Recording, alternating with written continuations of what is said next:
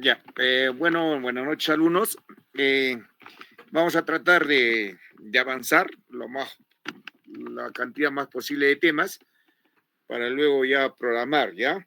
Entonces, el día de hoy vamos a tratar de hablar de dos entidades que comúnmente siempre encontramos y de repente quizás son raras a veces acá en nuestra región, pero a nivel se puede decir de América del Sur, América del Norte o también acá en todo a nivel nacional, a veces se presenta con gran frecuencia, ¿ya?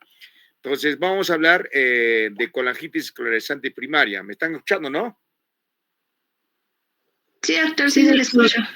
Ya. Entonces comenzamos, ¿ya? Entonces vamos a hablar de lo que es justamente la colangitis esclerosante primaria como un tema muy importante, ¿no? Entonces, generalmente la colangitis esclerosante primaria se presenta alrededor de los 30 a 45 años de edad, generalmente con una relación de 2 a 1, ¿no? Es más frecuente generalmente y es pregunta de examen en el sexo masculino, ¿ya?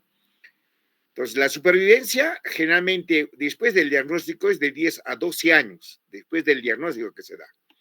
¿No? ¿Y qué es lo que presenta? Por ejemplo, en la cirrosis, en la colangitis esclerosante primaria, generalmente hay una insuficiencia hepática. Entonces, el paciente una vez ya diagnosticado de colangitis esclerosante primaria, va a tender ¿qué cosa? Siempre a sufrir de lo que es la insuficiencia hepática, ¿no? Entonces, la incidencia generalmente se presenta de 10 en 1 millón de pacientes. Miren, es raro, pero como vemos nosotros, vamos a tener casos justamente de la colangitis esclerosante primaria, o también llamado SED, ¿no? Caracterizado generalmente la colangitis por la estenosis inflamatoria del árbol biliar, tanto intrahepático como también extrahepático. Entonces, va a reducir, ¿qué cosa? El tamaño justamente de los conductos biliares. Y generalmente el curso de la enfermedad es progresiva y generalmente va a presentar una cirrosis secundaria, ¿ya? Ya no es una cirrosis biliar, cirrosis hepática primaria, sino una cirrosis secundaria. La sobrevida media al diagnóstico hemos dicho que es de 12 años.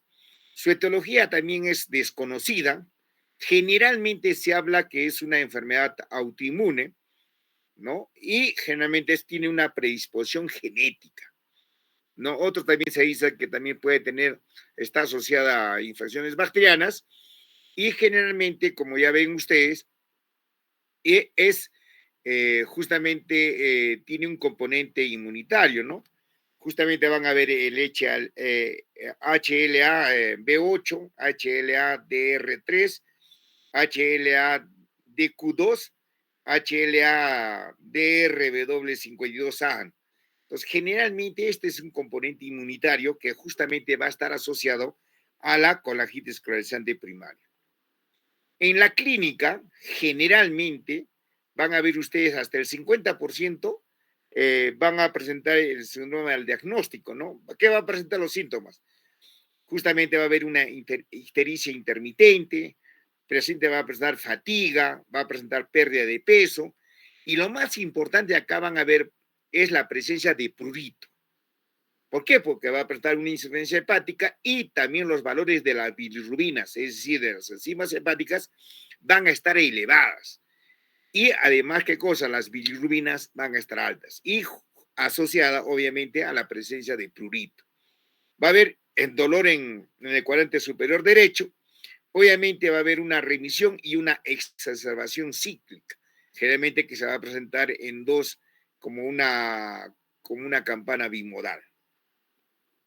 El diagnóstico, acá es lo más importante que nosotros tenemos que ver, es el cuadro clínico. Como hemos mencionado, ¿cierto? Va a haber ictericia, va a haber prurito, y obviamente va a haber una alteración en el perfil bioquímico. ¿Y qué es lo que vamos a encontrar acá? Justamente es el aumento de la fosfatasa alcalina y también el aumento de las bilirrubinas. ¿no? De las bilirrubinas. Entonces, generalmente su valor mayor de 6, ¿no? Que con nosotros vamos a tener justamente la presencia ya de las bilirrubinas. Generalmente se pueden presentar ¿qué cosa? Predominio indirecto, como también al predominio directo. Generalmente es de predominio directo. ¿Por qué? Porque hay una estenosis, va a haber una reducción de lo que es justamente el pasaje de los conductos, ¿no? El diagnóstico generalmente que se da es el diagnóstico de a través de la CEPRE, ¿no? Que es el diagnóstico del gold estándar, ¿no? ¿Qué vamos a encontrar nosotros a nivel de la CEPRE? Vamos a encontrar múltiples dilataciones y también estenosis. Ya es lo más importante, ¿no? Va a haber múltiples dilataciones como también partes de estenosis. Obviamente, nosotros vamos a encontrar, obviamente, esta estenosis a través en la bifurcación más del conducto hepático, ¿no? Que es frecuentemente su localización. Y obviamente nosotros tenemos que hacer siempre, para determinar la colangitis esclerosante primaria, una exclusión de causas secundarias. ¿Ya? Es lo más importante. Y por ende, obviamente tenemos que hacer una biopsia de hígado, ¿no? Lo más importante, lo cual nos va a determinar, esta biopsia de hígado, nos va a determinar el grado de fibrosis y también el grado de cirrosis. Es lo más importante. ¿Cuáles son las causas de colangitis esclerosante primaria? Acá van a ver ustedes 7 entidades que son muy frecuentes en lo que es justamente como causa de la colangitis esclerosante primaria. A la cabeza tenemos la coledocolitiasis, puede tener ¿qué cosa? Una causa directa del trauma, una isquemia biliar, puede deberse ¿qué cosa? Agentes químicos, drogas, como el 5-fluoroacilo, ¿no es cierto? Tenemos también que ver justamente un síndrome obviamente que está bien asociado es con la angiopatía asociada a SIDA, ¿no? Que es lo más frecuente. Puede que esté asociada a una neoplasia del conducto biliar, ¿no? Conducto biliar, y obviamente va a haber alteraciones, obviamente anormalidades del conducto biliar, justamente por la estrechez de los conductos. Y obviamente está asociada a la amiloidosis. Entonces, estas son las causas de colangitis esclerosante primaria. Acá, lo que quiero que ustedes sepan, qué marcadores de repente quizás nos van a estar asociados directamente a lo que es la colangitis esclerosante primaria. Es primeramente la fosfatasa alcalina. La fosfatasa alcalina va a estar aumentada generalmente de 3 a 4 veces su valor normal, ¿ya? De 3. Y asimismo las bilirrubinas van a estar totalmente altas justamente en etapas avanzadas, ¿ya? Entonces, debido justamente a la estenosis. Obviamente, va a estar también asociada a los anticuerpos antinucleares, anticarnidotina, también a los anticitoplasmáticos, antineutrófilos, y generalmente, miren ustedes, casi generalmente los anticitoplasmáticos, antineutrófilos, generalmente están asociados casi generalmente en un 84%. Y acá van a ver en estudios de imagen, van a ver en la flecha, miren cómo se va a encontrar el árbol biliar, totalmente estenosado, filiformes. Miren, hay dilataciones, miren, estenosis. Entonces, justamente vamos a encontrar estenosis multifocal a través del árbol biliar, combinados con segmentos de conductos dilatados. Y generalmente, miren, las estenosis pueden variar de 1 a 2 milímetros, como también las dilataciones pueden llegar a centímetros. Pero generalmente miren cómo está la dilatación y la estenosis. Acá van a ver ustedes justamente, miren acá cómo está dilatado acá el conducto y cómo está estenosado. Entonces, esa es justamente la característica de la colangitis esclerosante primaria. Generalmente, en el 5% de los pacientes tienen colangitis esclerosante de pequeños conductos. Esa es pregunta de examen. Pregunta de examen. Generalmente el 5% son pacientes que tienen colangitis esclerosante de pequeños conductos.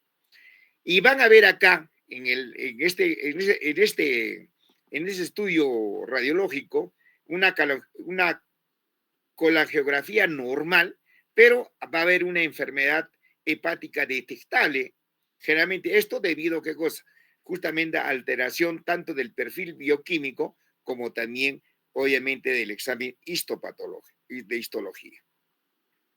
¿No? Acá van a ver también cómo nos ayuda la ultrasonografía para evaluar, obviamente, los conductos biliares, para ver qué cosas, las dilataciones, o también si hay presencia de litos o hay alteración a nivel del parénquima, ¿no? Que está asociado a cirrosis. La tomografía también nos va a ayudar bastante para el diagnóstico de la colangitis esclerosante primaria. ¿Qué vamos a ver? Vamos a ver características morfológicas del hígado para la cirrosis. Eso es lo que también nos va a estar asociado y va a estar generalmente bien estudiado por la tomografía.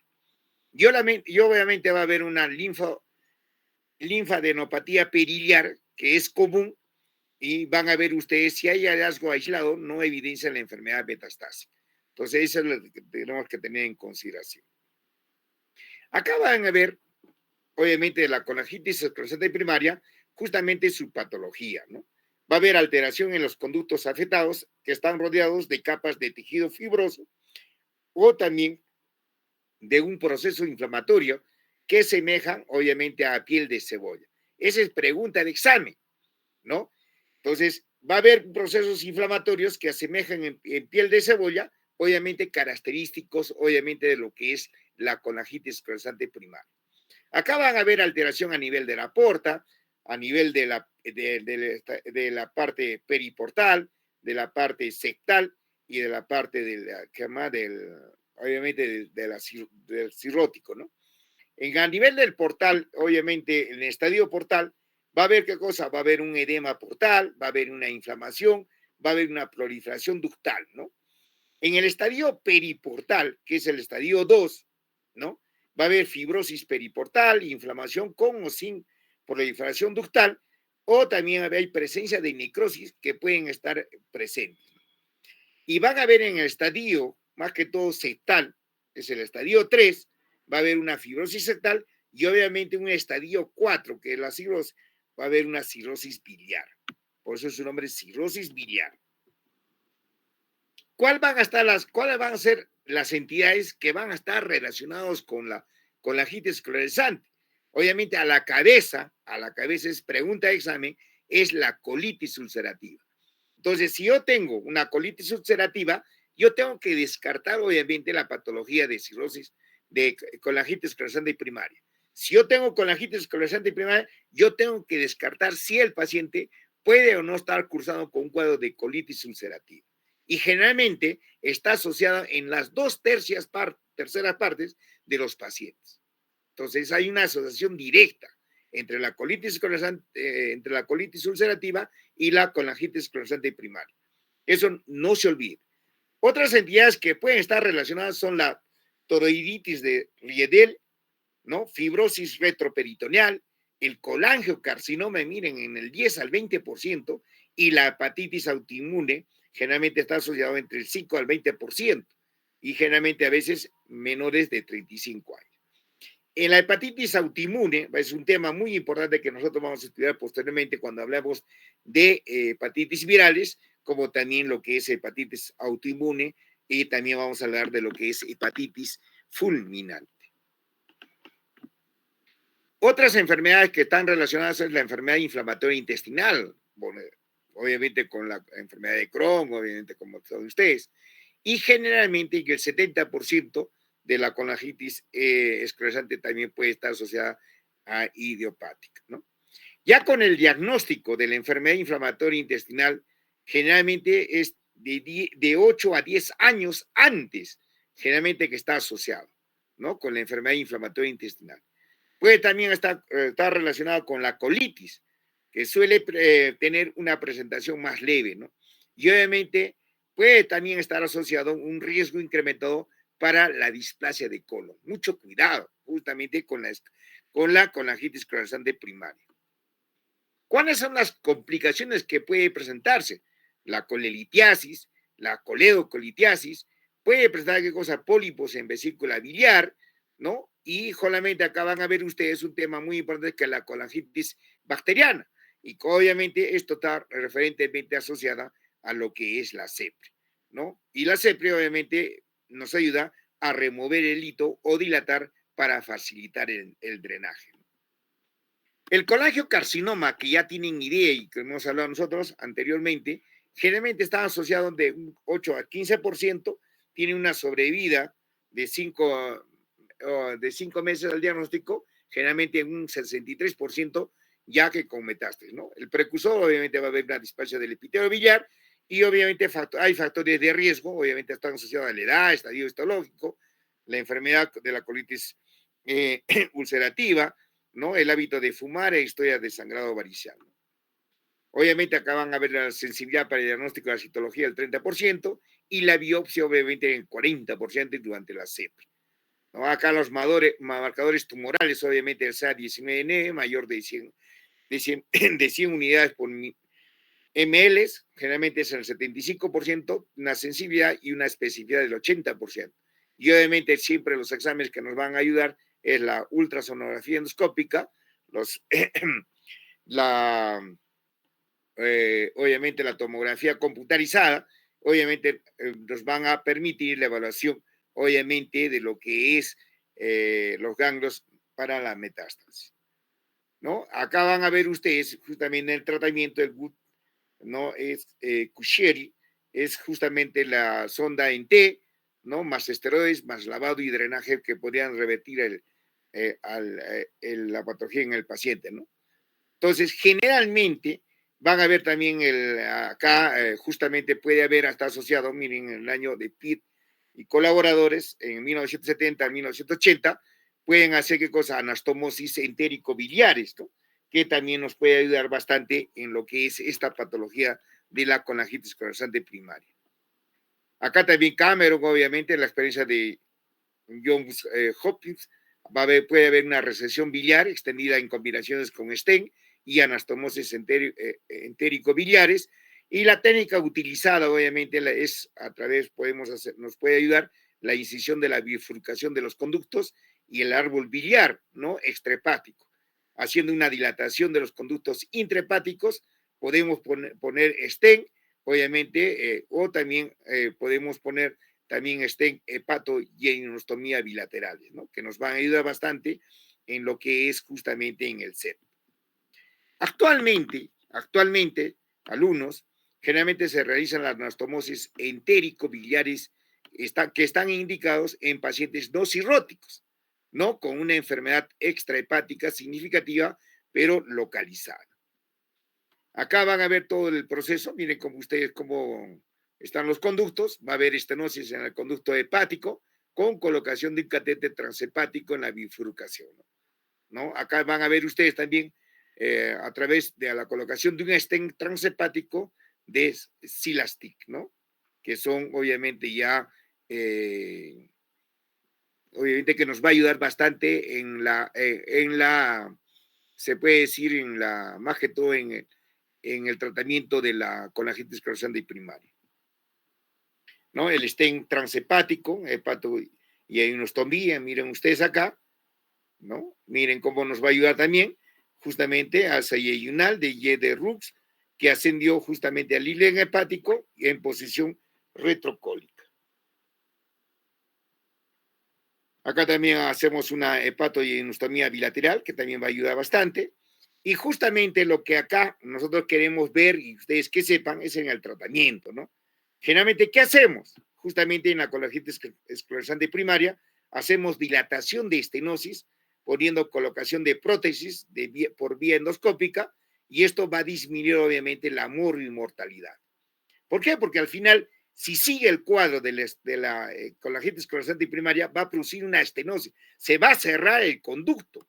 Se va a cerrar el conducto y obviamente, ¿qué va a pasar al paciente? Va a haber retención de la bilis. Obviamente esto va a conllevar obviamente a los aumentos de las bilirrubinas y el paciente se va complicando y va comenzando característicamente a presentar obviamente alguna coloración a nivel de la piel, ¿no? Que va a ser tendencia más que todo a un color más negruzco, ¿no? Y generalmente el tratamiento de elección que se tiene es el tratamiento, obviamente, de trasplante hepático, ¿no? La supervida, obviamente, de 5 años, generalmente es 85%, y generalmente esto recurre en un 10 a 20%. Y acá van a ver ustedes, generalmente que hay un medicamento que nos ayuda bastante, bastante en lo que es, no que la enfermedad avance rápidamente, sino que en cierta manera nos ayude, ¿qué cosa? De que los conductos biliares no se estenocen más, ¿no? No, para que obviamente nos den una oportunidad para hacer lo que es el trasplante de hígado, que es el ácido urso desoxicólico. El ácido urso desoxicólico generalmente viene en una presentación de 250 miligramos. ¿Y cómo se da? Se da justamente una tableta cada 8 horas. Entonces, ¿para qué utilizamos el ácido urso desoxicólico? Utilizamos cuando hay ectasia biliar, es decir, va a haber obviamente una retención, obviamente no hay un buen flujo de la bilis y obviamente esto va a favorecer obviamente de que mejore estas ectasias biliares, ¿no? Y generalmente se va a razón de 15 miligramos por kilo de peso por día. Y esto obviamente va a mejorar el perfil bioquímico. Entonces, normalmente en el paciente con colangitis esclerosante primaria, le indicamos el ácido urso desoxicólico y a los 2 meses, hacemos un control bioquímico del perfil hepático y van a ver ustedes que mejora enormemente, obviamente, estos valores de las bilirrubinas. Pero ¿cuál es la complicación que puede presentar, obviamente, el ácido urso desoxicólico? Va a presentar, obviamente, que cuando hay, obviamente, consumo de largo tiempo del ácido urso desoxicólico, presenta a nivel de las articulaciones de la piel unas nodulaciones justamente de las precipitaciones del ácido urso desoxicólico. Y el paciente obviamente va a venir con una especie de nódulos pequeños que les va a causar mucho dolor al paciente. Entonces, siempre hay un pro y un contra, pero generalmente entre el beneficio que se tiene con el ácido urso desoxicólico, vamos a tratar obviamente de retener que no se avance mucho la enfermedad y que no cierre el conducto. Nos va a ayudar justamente para qué, como hemos dicho nosotros, para que nos dé tiempo para hacer el trasplante de hígado. Acá van a ver el tratamiento sintomático que nosotros indicamos a nivel del prurito, ¿no? Obviamente el prurito obviamente es un síntoma que va a venir el paciente enormemente, obviamente afectado justamente por el prurito. Entonces, ¿qué le damos acá? Le damos la cloresteninamida, probablemente 40 miligramos por 3 veces al día, la rifampicina, que también lo indicamos, y también acá nos va a ayudar bastante que el paciente viene en una etapa de ansiedad, de desesperación, le damos para que calme, obviamente, le damos su sertralina. Generalmente le damos 75 a 100 miligramos por día, ¿no? Y obviamente va a haber un déficit a nivel, obviamente, de la vitamina A, de la vitamina D, de la vitamina E, y también de la vitamina K. Entonces, como lo ven ustedes, justamente va a haber una deficiencia de la vitamina A, generalmente en el 82%, ¿no? Que es el más frecuente. Y obviamente nosotros tenemos que aportar justamente, ¿no? Tanto la vitamina A, D, E y K, justamente con los valores que tienen, ¿no? Dosis de 25.000 a 50.000 unidades, de 2 a 3 por semana por vía oral, eso es lo que es la vitamina A, y la vitamina D, generalmente también le damos de 25.000 a 50.000 unidades, 2 a 3 veces por semana por vía oral. Y generalmente la vitamina E le damos de 100 unidades, 2 veces por día por vía oral, ¿no? Y obviamente la vitamina K, 5 miligramos por día por vía oral. Eso es justamente en el tratamiento sintomático tanto de la deficiencia de vitamina A, D, E y K, y obviamente para mejorar el prurito. Nosotros utilizamos bastante lo que es la rifampicina, ¿no? Para que mejore obviamente el prurito. Y eso sería todo con respecto a lo que es la colangitis esclerosante primaria. Entonces, es un tema muy corto, pero es muy importante, ¿no? Y entonces, si esto no actuamos rápidamente, obviamente vamos a hacer que el paciente, obviamente, acudan rápidamente y empeoren el cuadro, ¿no? Entonces, ahora vamos a pasar el siguiente tema, que es justamente lo que es otra patología, que es la cirrosis biliar primaria. Entonces, cuando hablamos de cirrosis biliar primaria y colangitis esclerosante primaria son entidades o son enfermedades autoinmunes. Entonces, acá van a ver ustedes que justamente uno de los marcadores que nosotros pedimos, obviamente para el SET, vamos a pedir el ANCA, vamos a pedir el ANA, que obviamente esos valores, ¿no? Vamos a encontrar elevados. Pero acá en la cirrosis biliar primaria, vamos a pedir un marcador que es muy, muy, muy importante. Están viendo alumnos, ¿no? Sí, doctor, sí se ve. Pero no está avanzando, está en la carátula. Ya. Entonces, en la cirrosis biliar primaria, acá es lo que tienen que ver ustedes, que si yo encuentro un marcador, ¿no? Obviamente, un examen, que es el AMA, ¿no? Es el anticuerpo antimitocondrial, me sale positivo de antemano, la seguridad para determinar qué es cirrosis biliar primaria es alta. Entonces, hablamos un AMA positivo, hablamos de cirrosis biliar primaria. Es pregunta de examen, ¿no? AMA positivo, cirrosis biliar primaria.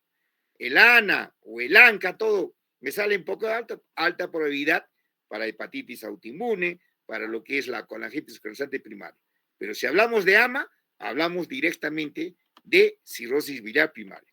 Entonces, la cirrosis biliar primaria, están viendo, ¿no, alumnos, no?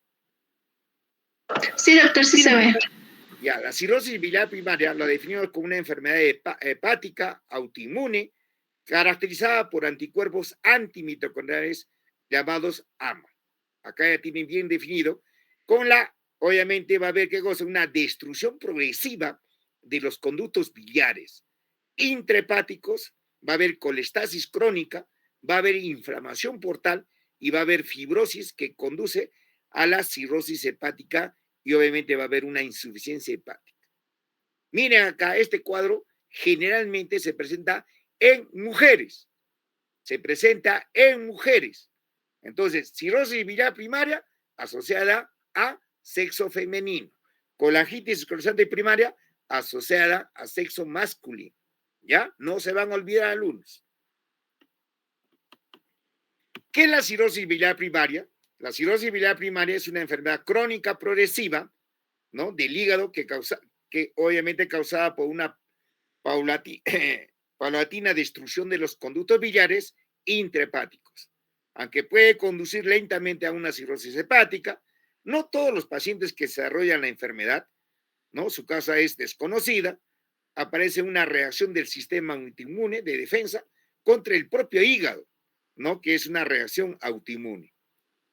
Obviamente, quizás producida por agentes externos en personas predispuestas, ¿no?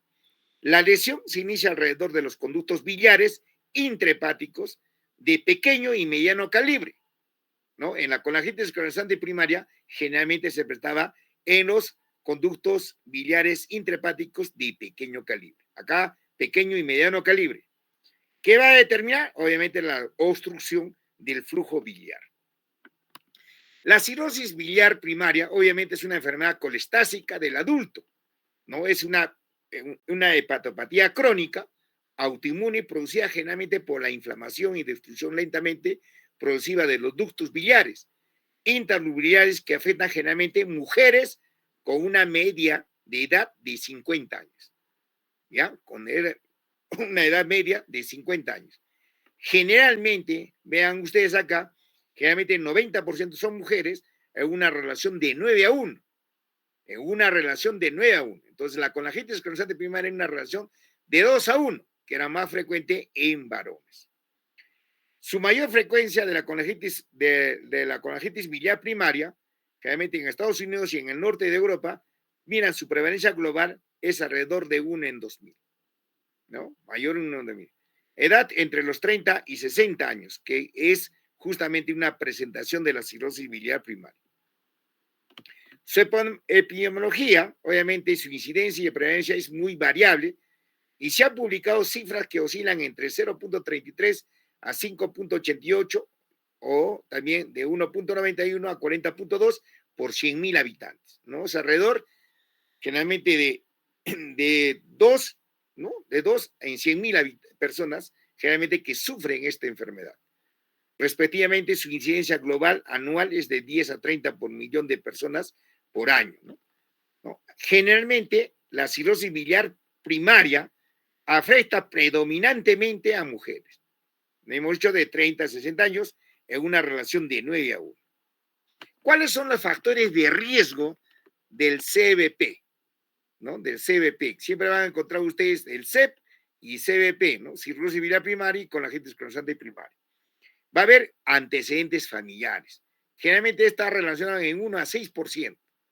Yo he visto pacientes que siempre hay un componente genético, ¿no? Yo he tenido una relación, obviamente, de una familia, de la mamá sufría de cirrosis biliar primaria, la hija mayor sufría de cirrosis biliar primaria y los hombres, ¿no? Tenían, por ejemplo, eran 5 hijos y la última hija también sufría de cirrosis biliar primaria.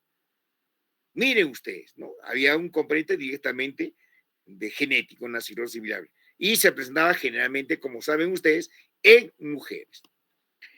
Generalmente va a haber una exposición a infecciones urinarias o agentes tóxicos, ¿no? Como también otras enfermedades autoinmunes. Acá va a haber variantes genéticas de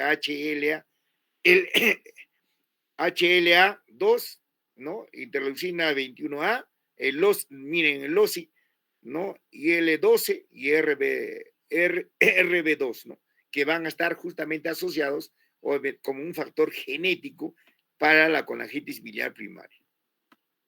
Acá también va a haber factores genéticos entre los familiares de primer grado de los pacientes con CBP. La frecuencia de la enfermedad generalmente, mire, es de 4 a 6%, ¿no? La cirrosis biliar primaria tiene una tasa de concordancia generalmente entre el 62.5% en gemelos monocigotes, pregunta de examen, ¿ya? De cualquier enfermedad autoinmune. Entonces, la CBP tiene una tasa de concordancia de generalmente entre el 62.5% en gemelos monocigotes. Ahora, la prevalencia de los AMA, es decir, en familiares de primer grado, en pacientes con cirrosis biliar primaria, es alrededor del 13.1%.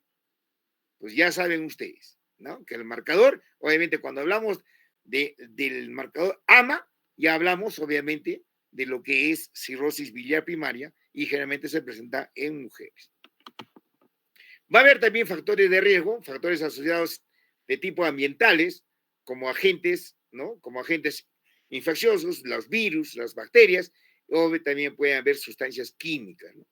Y dentro de los factores inmunitarios, para lo que es el CBP, los linfocitos T, obviamente van a infiltrar las tríadas portales de las autoepitopos de PDC E2, pero sin embargo, no está claro porque el ataque generalmente inmune tiene tal especificidad para el epitelio biliar cuando el objetivo mitocondrial, es decir, las proteínas, están presentes en todas las células nucleares. Entonces, generalmente esto va a ser la acción, obviamente, de los linfocitos T. Y esta es la historia natural, obviamente, de la enfermedad de los pacientes que generalmente genéticamente son susceptibles y se expresa, ¿no? O desencadenan, obviamente, componentes ambientales específicos y que van a desarrollar la enfermedad autoinmune.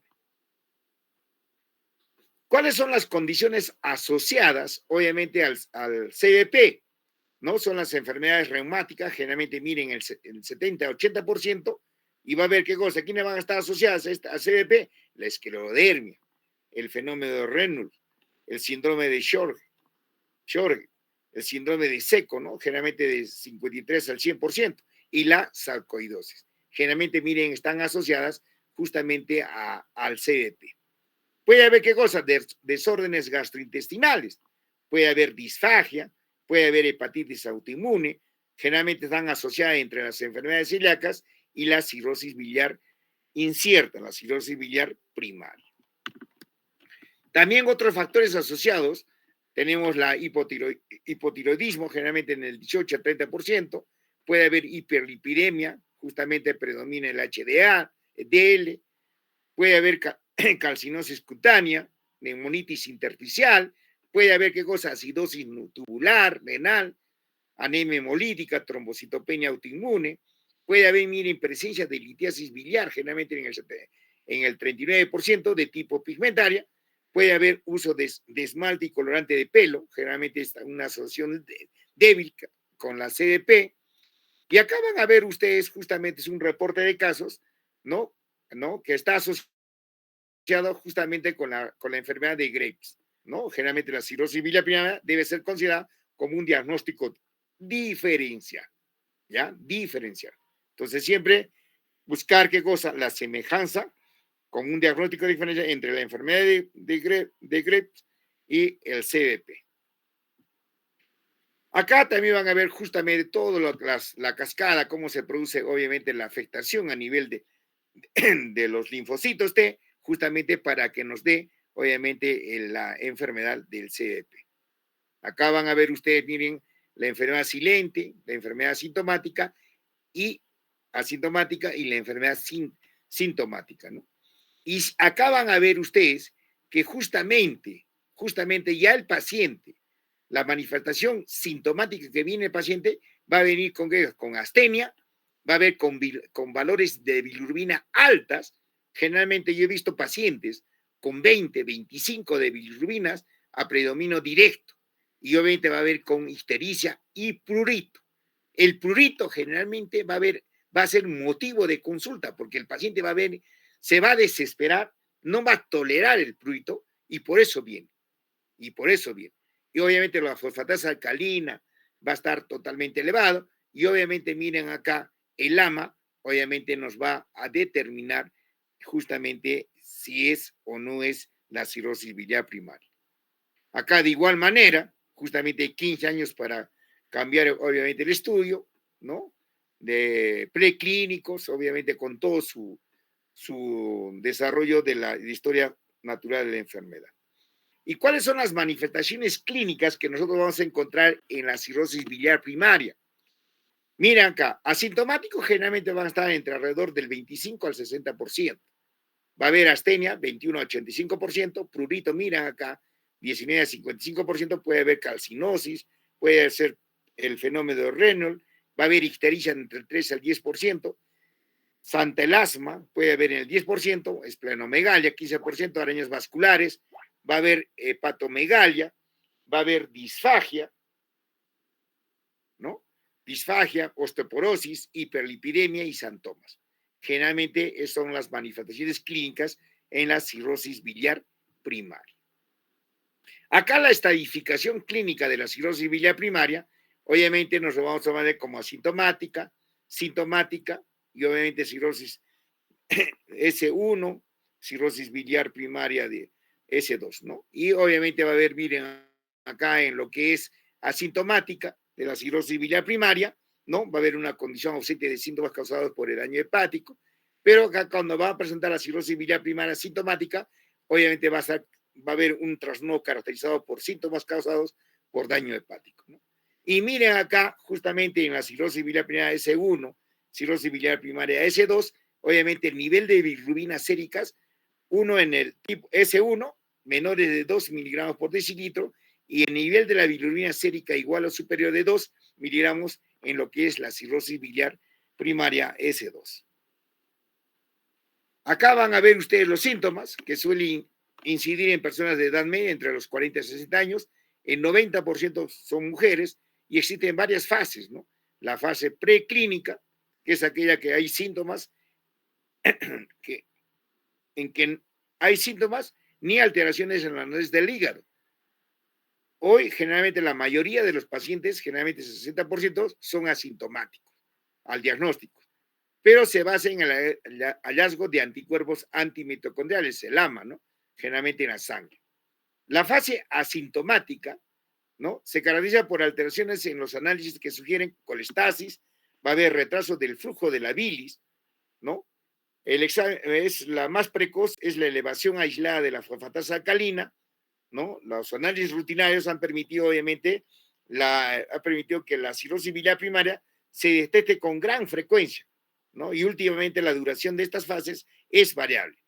Algunos pacientes siguen asintomáticos indefinidamente, pero mientras que los otros desarrollan síntomas hepatobiliares en alrededor de 2 a 20 años.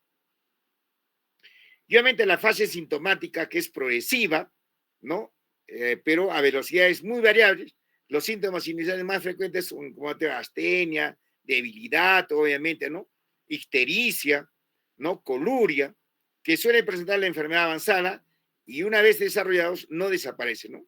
Algunas otras manifestaciones posibles son pérdida de peso, molestias abdominales, ¿no? Molestias óseas, coloración oscura de la piel. Acá es lo más característico, ¿no? Si ustedes van a ver a un paciente con cirrosis biliar primaria o con colangitis esclerosante primaria, va a presentar una coloración de piel oscura, ¿no? Va a haber santomas, que es decir, placas de blanco amarillentas alrededor de los ojos, y va a haber obviamente manifestaciones por deficiencia de vitaminas liposolubles.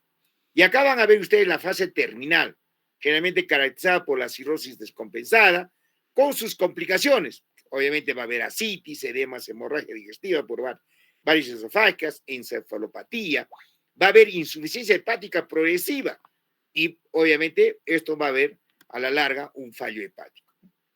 Por ende, obviamente la cirrosis biliar primaria puede generar también asociarse a una bacteria de repetición, bacterias en la orina, va a haber acidosis tubular renal, miren, y a otras enfermedades, entre las que destacan generalmente la tiroiditis, la esclerodermia, el síndrome de Seco, el síndrome de Krebs y la artritis reumatoidea y la enfermedad celíaca. Entonces, todas estas enfermedades van a estar generalmente asociadas justamente con las fases y obviamente también con la presentación de la cirrosis biliar primaria. Ahora, ¿cuáles son los criterios diagnósticos que nosotros tenemos que tener bien claro para lo que es la práctica clínica del diagnóstico de la cirrosis biliar primaria? Se puede hacer basado justamente en la presencia de cualquiera de los dos de las tres siguientes características, ¿no? El test de biomarcadores hepáticos, ¿no? Obviamente un estudio bioquímico del hepático, va a haber un examen hepático colestásico, miren, la fosfatasa alcalina generalmente mayor de 1.5, ¿no? Obviamente la gamma glutamina transferida también se van a encontrar elevados, generalmente en 2 ocasiones, por lo menos 6 meses de diferencia, ¿no? Durante, generalmente mayor o igual en 24 semanas. Otro también que nosotros vamos a tener un criterio diagnóstico es la presencia del AMA. Generalmente el AMA, si nosotros encontramos el AMA, el 95% ya hablamos de títulos de 1 sobre 40, mayores de 1 sobre 40. Entonces, esto nos va a diagnosticar, obviamente, que ya el paciente es diagnosticado de cirrosis biliar primaria. Entonces, es un marcador que nos ayuda bastante en lo que es la cirrosis biliar primaria, que es el AMA. Y obviamente otros resultados que nos va a ayudar también bastante, y a veces ya no se realiza, pero ya tenemos nosotros el AMA, es la biopsia, ¿no? Es consistente para lo que es la cirrosis biliar primaria. Acá van a ver ustedes la biopsia hepática, que es el diagnóstico confirmatorio de la cirrosis biliar primaria, ¿no? Y acá, como vemos, la detección del AMA superior a 1 sobre 40, incremento de la fosfatasa alcalina de 2 a 10 veces el valor normal durante más o menos de 6 meses y la histología compatible con CBP, ¿no? Este es el estudio de la Journal de Pathology. Entonces, justamente, miren acá, siempre, ¿no? ¿Quién nos va a ayudar bastante? Es un marcador, nos ayuda bastante en el diagnóstico, es el AMA.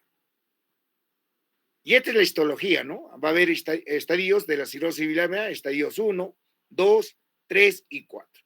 La cirrosis biliar primaria, obviamente, estadio 1, va a haber inflamación confinada al espacio portal, va a haber una hepatitis portal con o sin lesión ductal florida. El estadio 2 va a haber una progresión de la inflamación justamente al espacio periportal, va a haber una hepatitis periportal, ¿no? Obviamente con una extensión al parénquima que generalmente semeja a una hepatitis de interfase. Miren acá ya en el CDP estadio 3 va a haber una distorsión ya de la arquitectura con presencia de numerosos sextofibrosos y obviamente va a haber una ductopenia. Es en el estadio 3. Y a veces decir, ¿dónde hay presencia del CDP? No, de la ductopenia es en el estadio 3. Entonces, siempre ductopenia. Y en el estadio 4, ¿no? Obviamente va a haber cirrosis establecida con presencia de nódulos regenerativos, ¿no? Ya es el estadio ya avanzado.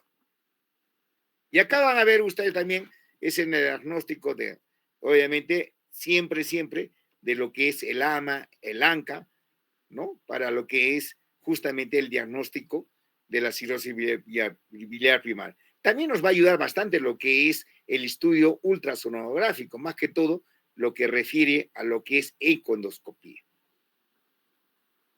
¿no? Esto también es unos para los criterios diferenciales del diagnóstico para lo que es el CDP, ¿no? Y acá van a ver ustedes las escalas pronósticas justamente que nosotros vamos a tener en consideración. Hay modelos, ¿no? Obviamente va a haber fórmulas, obviamente en el modelo europeo, ¿no? Es un modelo de la Clínica de Mayo, ¿no? De Barcelona, de Newcastle también, obviamente, que justamente nos van a valorar, obviamente, de acuerdo a los valores, ¿no? De las cuales escalas pronósticas, ¿no? ¿Qué nos va a considerar acá? Justamente nos va a considerar, obviamente, los niveles de las bilirrubinas, ¿no? De las bilirrubinas. Entonces, cuando siempre hablamos nosotros, alumnos, y eso métanoselo a la cabeza, cuando nosotros hablamos de insuficiencia hepática, cuando hablamos de insuficiencia hepática, eso métanos a la cabeza, hablamos ¿qué cosa? Mal pronóstico cuando la insuficiencia hepática está relacionado con valores altos de bilirrubinas, valores altos de bilirrubinas y también, lo más importante, que los tiempos de protombina van a estar alterados. Es decir, su NR también va a estar alargado, está alto. Entonces, el valor de INR por ejemplo, siempre va a ser de 1.1, obviamente. Si nosotros vemos qué cosa que viene el INR, obviamente, de 3, 4, obviamente, tiene alto pronóstico. Entonces, las bilirrubinas y el tiempo de protomina, obviamente, también van a estar alterados y eso es mal pronóstico en la insuficiencia hepática. Eso es lo que tienen que saber ustedes, ¿no? Y acá, obviamente, acá nosotros ingresamos ya en el sistema, es un software, ingresamos la edad, cuál es la bilirrubina, cuál es la albúmina, obviamente cuál es el de la protrombina, y nos van a dar un valor, ¿no? Y el puntaje de riesgo que tiene justamente para lo que es la cirrosis biliar primaria, y obviamente vamos a hablar de la probabilidad estimada de supervivencia, generalmente al primer año, segundo año, tercer año, cuarto año, quinto año, ya van a estar establecidos. Entonces, obviamente, nosotros tenemos que tener en consideración justamente este manejo más adecuado de este software. Acá también de igual manera, y este es el caso especial, obviamente, cuando el AMA es negativo. Cuando el AMA es negativo. Generalmente en su mayoría son ANA y asma positivo, ¿no? Pero se necesitan biopsias para confirmar el diagnóstico, ¿no? Generalmente acá tenemos el síndrome de Overlay, que generalmente es una alteración de la ALT mayor de 5, ¿no? Y el IG, probablemente el valor de 2, ¿no? Y el ASLO, ¿no? Positivo, ¿no? Entonces, justamente acá nos va a determinar obviamente si eso no es CBP, es la biopsia hepática. Entonces, la biopsia hepática nos va a determinar, obviamente, cuando sale el AMA negativo.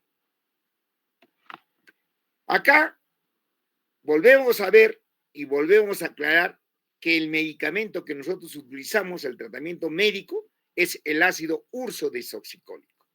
Es el ácido ursodesoxicólico. Entonces, generalmente, tanto hemos dicho que con la colangitis esclerosante primaria utilizamos a 15 miligramos por kilogramo por día.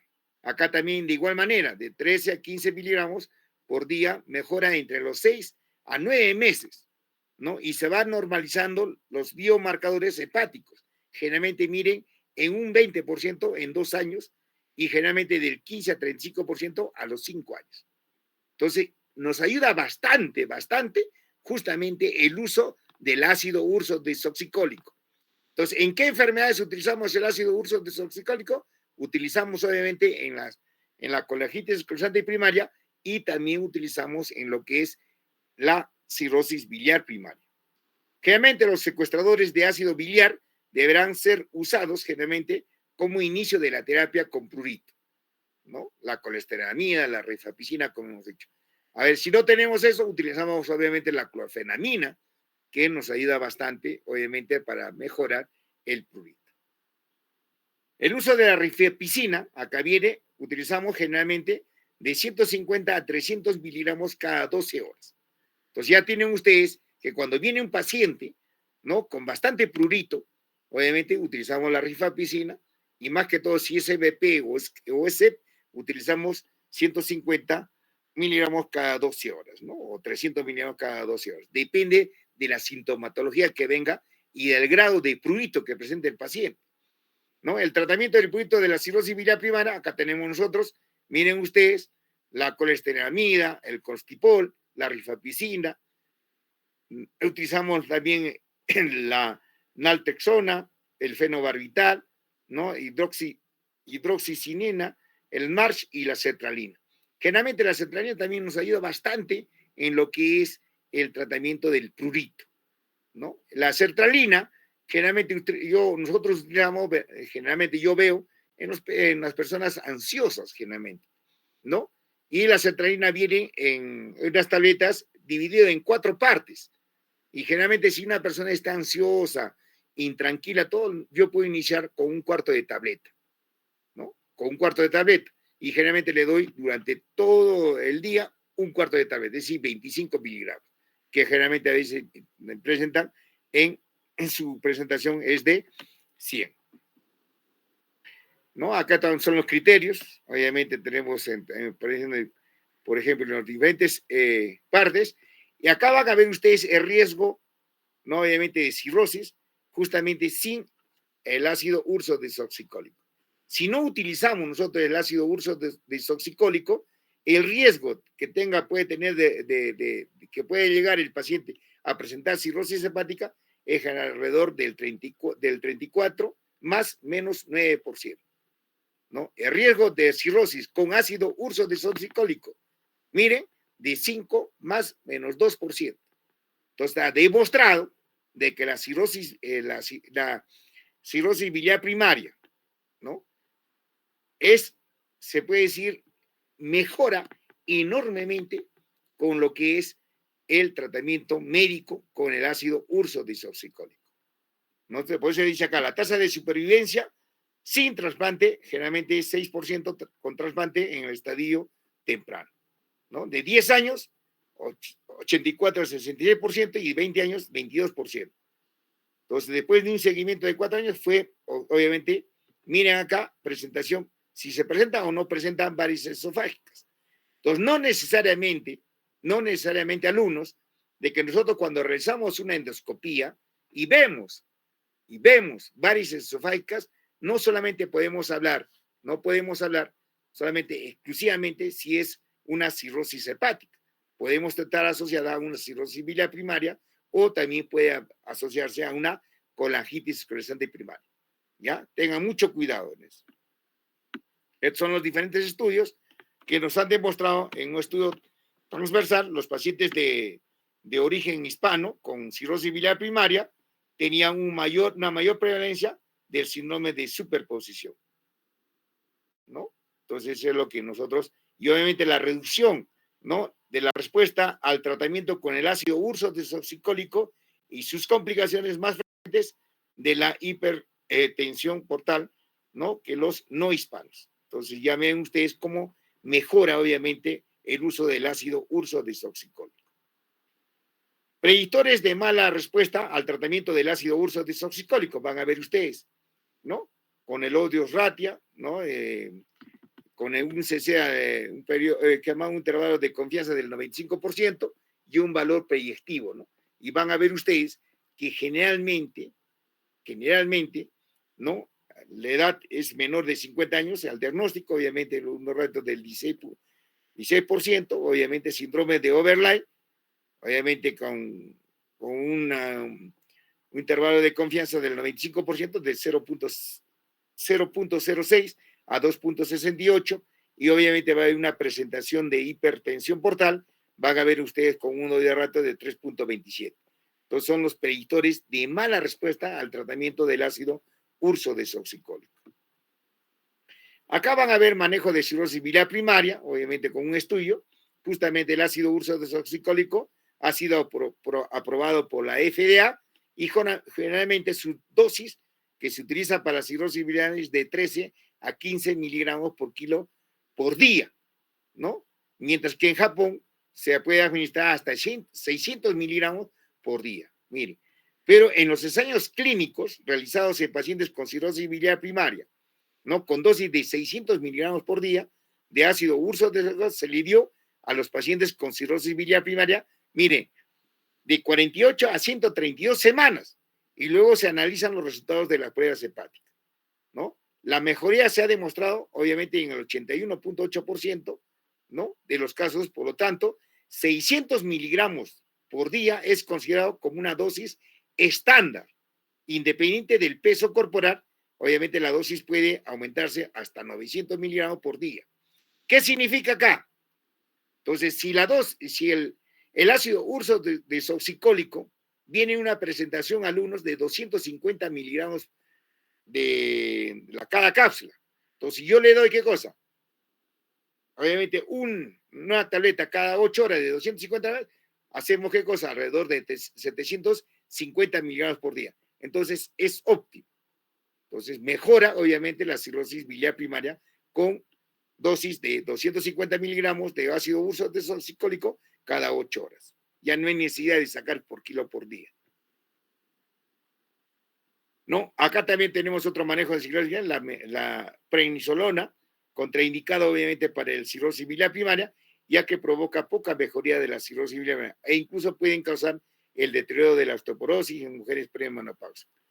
La coadministración de la prednisolona con ácido urso desoxicólico está indicado para pacientes con síndrome de superposición, ¿no? Especialmente, obviamente, con cirrosis biliar primaria y la hepatitis autoinmune, ¿no? Especialmente aquellos cuyos síntomas de hepatitis clínica o histológicamente son relevantes. Entonces, acá ya ven ustedes la dosis inicial recomendada de corticoides, generalmente son menores de 0.5 miligramos por kilo por día. Y acá el prurito dérmico, obviamente la corticosteramina es una resina de intercambio aniónico básica no absorbible y es un fármaco de primera elección para el prurito en la cirrosis biliar primaria. Entonces, la colesteramina es el fármaco de primera elección, ¿no? Obviamente va a mejorar el prurito mediante la inducción de la absorción de los ácidos biliares en el tracto gastrointestinal y generalmente en los pacientes tratados con el ácido urso desoxicólico va a haber un intervalo de unas pocas horas que es necesario con el fin de evitar, ¿no? El efecto obviamente causado por la unión de la colesteramina y el ácido urso desoxicólico. La dosis inicial generalmente es de 4 gramos, de 2 a 3 veces por día, y obviamente la mejoría se va a evidenciar generalmente en 2 a 4 días, ¿no? El prurito dérmico. Y acá también va a tener un control de los síntomas y complicaciones, la osteoporosis. Obviamente, para la prevención de la osteoporosis, la ingesta oral abundante de calcio, de 1 a 1.2 por día, y la vitamina D, obviamente, que se encuentra abundante en el pescado, y obviamente el ejercicio de levantamiento de peso se recomienda y el tratamiento médico debe ser obviamente dada si es necesario. Acá, obviamente, la cirrosis biliar primaria en gestantes, la Asociación Americana para el Estudio de Enfermedades Hepáticas, ¿no? Recomienda el tratamiento siempre con el ácido urso desoxicólico a partir del segundo trimestre del embarazo. Entonces, nosotros podemos indicar, obviamente, tranquilamente en el segundo y tercer trimestre del embarazo el ácido urso desoxicólico, más no en el primer trimestre. Entonces, el uso del ácido urso desoxicólico hacemos con dosis entre 13 a 15 miligramos, tal igual como en los anteriores ya descritos, ¿no? Entonces, por eso se concluye que el ácido urso desoxicólico a dosis altas de 1.5 a 2 gramos por día puede parecer producir mejoría clínica y analítica si es aparentemente seguro para el feto, ¿ya? Y obviamente el diagnóstico, ¿no? Gold estándar que se puede decir para la cirrosis biliar primaria es el trasplante hepático, ¿no? Justamente los dos de los siguientes, 1 y 2, se deben cumplir, ¿no? La suma de puntuación del Chai-Pug, generalmente mayor de 8 miligramos por decilitro, los niveles séricos de la bilirrubina total mayor de 5, obviamente con los menos una complicación que representa a continuación, ¿no? Si hay coma hepático, si hay sangrado gastrointestinal con hipertensión portal, si hay ascitis refractaria o derrame pleural, si hay presencia o no de peritonitis bacteriana espontánea, el síndrome hepatorenal, síndrome hepatopulmonar o el carcinoma hepatocelular, sensación de prurito que causa obviamente insomnio y obviamente presencia de un de grave malestar general, ¿no? ¿No? Y esto obviamente también justamente es la clínica del hígado que nos va a ayudar bastante en lo que es el manejo también y comprender la cirrosis biliar primaria. En conclusión, para terminar, la cirrosis biliar primaria, ¿no? Es una enfermedad hepática autoinmune tal como lo que es la colangitis clonazante primaria. Se debe sospechar, obviamente, de cirrosis biliar primaria en mujeres de edad media con patrón colestásico, ¿ya? Eso tiene que tener presente. El diagnóstico se hace en base a criterios clínicos, ¿no? Y también a criterios de hallazgos de laboratorio. Y obviamente el diagnóstico que nos va a determinar y tiene alta seguridad es la biopsia hepática. Se debe considerar también el CDP un diagnóstico diferencial, ¿no? Con algunas hepatopatías autoinmunes, como la colangitis esclerosante primaria, la hepatitis autoinmune y también otras hepatopatías crónicas, conducidas por la infección tanto del virus de la hepatitis C como también virus de la hepatitis B. El único tratamiento aprobado por la FDA para la cirrosis biliar primaria y también por la colangitis esclerosante primaria es el ácido ursodesoxicólico. Entonces, el ácido ursodesoxicólico lo podemos utilizar a dosis mayor o no, o que sobrepasen, no menor de 600 miligramos por día. Otra también que nosotros tenemos que considerar generalmente el ácido ursodesoxicólico, que van desde 50 de 10 a 50 miligramos, que también reducen bastante lo que es los niveles de fosfatasa alcalina, ¿no? La incidencia y la gravedad del prurito fueron más bajos entre los pacientes que recibieron, obviamente, de 10 miligramos, obviamente, de lo que ya hemos mencionado del ácido, respecto al ácido ursodesoxicólico. No, acá tenemos que tener consideración, obviamente, uno de los criterios más seguros, obviamente, que siempre, ¿no? Que si nosotros no utilizamos adecuadamente el ácido ursodesoxicólico, ¿no? Como monoterapia o también de repente quizás también podemos usar corticoides, siempre tenemos que valorar, obviamente, justamente los niveles de los marcadores hepáticos, ¿no? Tenemos que tener en consideración. Y eso sería todo con respecto a lo que es estas dos entidades que son características y que son, obviamente, frecuentes de presentación, ¿no? En conclusión, siempre estas enfermedades, tanto la colangitis esclerosante primaria y la cirrosis biliar primaria, siempre van asociadas con otras enfermedades autoinmunes. No dejen de estudiar, obviamente, las otras enfermedades que hemos dicho, ¿no? Hacer un diagnóstico diferencial. No vienen solo. Es decir, yo he tenido pacientes acá en el seguro y también en pacientes en el MINSA que han venido, obviamente, con cirrosis biliar primaria asociada a colitis ulcerativa, ¿no? También asociada a lo que es en varones, obviamente, a la colangitis esclerosante primaria. Entonces, no dejen de hacer diagnóstico diferencial. Entonces, alumnos, ya estamos avanzando. Obviamente, por ejemplo, no vas a tener clases el día de mañana hasta el día domingo, porque me estoy yendo a la ciudad de Lima. Obviamente tengo reunión del Consejo Ejecutivo Nacional del Colegio Médico. Entonces, conmigo vamos a tratar de recuperar todas las clases a partir del día lunes. Vamos a coordinar para que con la delegada coordinemos a partir de a qué horas y obviamente tratar de avanzar siquiera por lo menos unos 11 hasta 13 temas para dar el primer examen, ¿no? Y obviamente los alumnos que están rotando conmigo mañana ya se ha suspendido la huelga de salud, mañana tienen clases con Vigos, y obviamente hay un curso de patología que es a nivel nacional, tanto obviamente hay muchos gastroenterólogos que no van a estar acá, van a ir a la ciudad de Lima porque es un curso nacional de patología.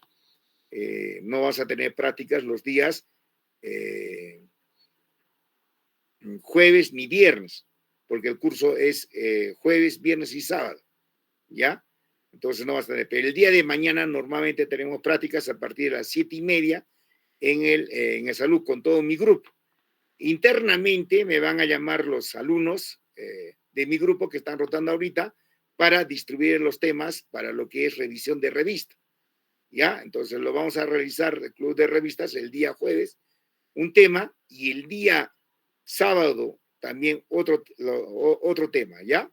Entonces vamos a coordinar con la delegada y gracias con todos ustedes y nos vemos hasta la próxima semana para continuar con las clases teóricas. Gracias, alumnos. Gracias, doctor. Hasta la semana que viene. Ya, gracias. Gracias, doctor. Hasta la semana que viene.